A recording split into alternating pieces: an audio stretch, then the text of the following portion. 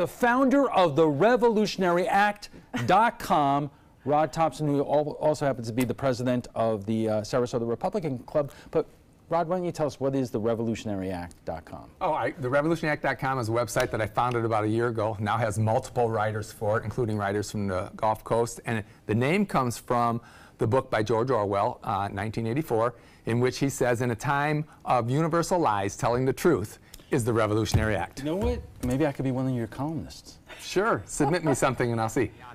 Because Roy Moore was probably the weakest in the Republican field to face a Democrat in a general election. He had negatives in Alabama. He won the Republican primary, but he had real negatives in Alabama already because of his previous fairly extreme stances that a lot of moderate Republicans weren't on board with, like not having a Muslim in Congress, that sort of thing that people are just really not comfortable with.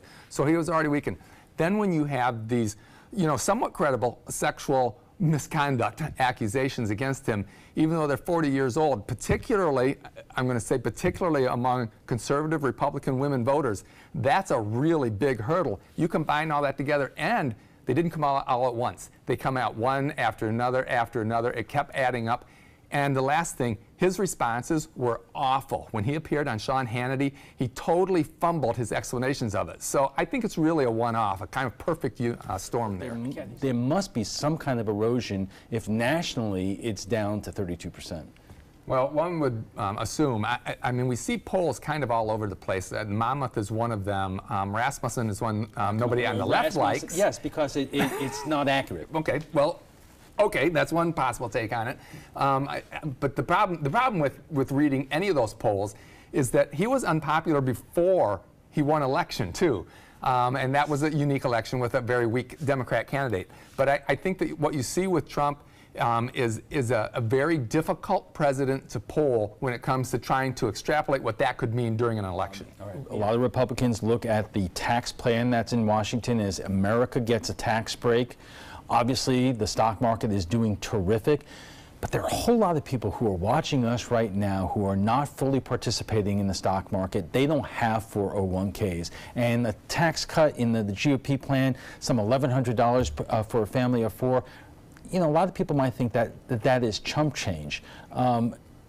So where is the Republican message when you face that kind of Democratic opposition? So the stock market is only one measure of how the economy is doing, and not a particularly important one in my mind. Of course, you have GDP that's it's well above expectations. You have unemployment rate, which is lowest it's been since 2000. Sure. You have a lot of good stuff that's going on that should be affecting everybody to some degree.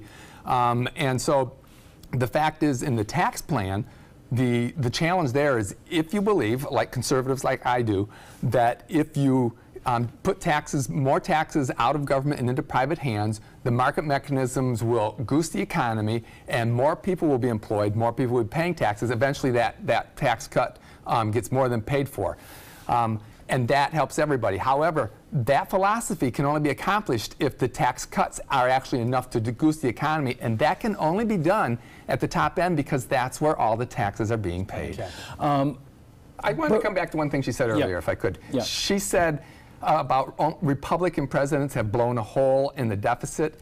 That's an astonishing statement considering that our deficit under Obama in 8 years went from 10 trillion to 20 trillion, and Obama is a Democrat. Rod, what lesson, if anything, is somebody who helps run the Republican Party in Sarasota, you're an influential force, what would you tell your fellow Republicans around here in terms of a lesson out of Alabama that you're personally concerned about? All right, a couple of things, and that's a great question. One is we have to have candidates of high personal integrity and character. We started running away from that as a country during the Clinton years when we decided that politics was more important than personal character, and we tried to separate a person's individual morality from their public policy. I don't think you can do that. It's the same person. So we have to be recruiting and running people who are, not perfect people, but are people that are high integrity and high moral people, have good character and a track record of good character. The second thing is, I think Republicans, we don't have a large minority community here. But I think Republicans need to actively be going out and talking to the Black and Hispanic communities and explaining to them why conservative principles are better for them and their families than the longtime liberal principles, because I think that's a winner if they can go out and do it personally, which they don't do enough of. But Rod, one more question to you. What impact does the tighter margin in the Senate have on any ability of the Republicans to get anything through? Put aside the tax plan right now, because Jones may not be seated by the time it's voted on. But there was one story today that Doug Jones' odds-defying victory is handing Democrats a vanishingly rare Senate win in the Deep South, and it scrambles President Trump's legislative agenda for the coming year. I'd say theoretically it's 50% harder, because as we've talked about before, that slight vote margin that Republicans have in the Senate is so easily outdone by a liberal Maine Republican and an anti-Trump Republicans that it is so very difficult. I'm still going to be sort of surprised that they can get this tax plan through because of that. When you make that instead of a 2-vote margin, a 1-vote margin, oh, that's ridiculously thin for either party to deal with. We have to me, on the tax package, we had to lower the corporate tax rate. We had the highest one among all of our competitors in Westwood. We had to. No, you had your say. That we had to do that, number one. Number two, we talk about unfairness, that the rich aren't paying their fair share. They pay way more than their fair share. They're paying most of the taxes. They're carrying most of the load. The bottom 50% pay 1.5% of income taxes. So that's a no-go, too. I think we can learn a lot from Alabama.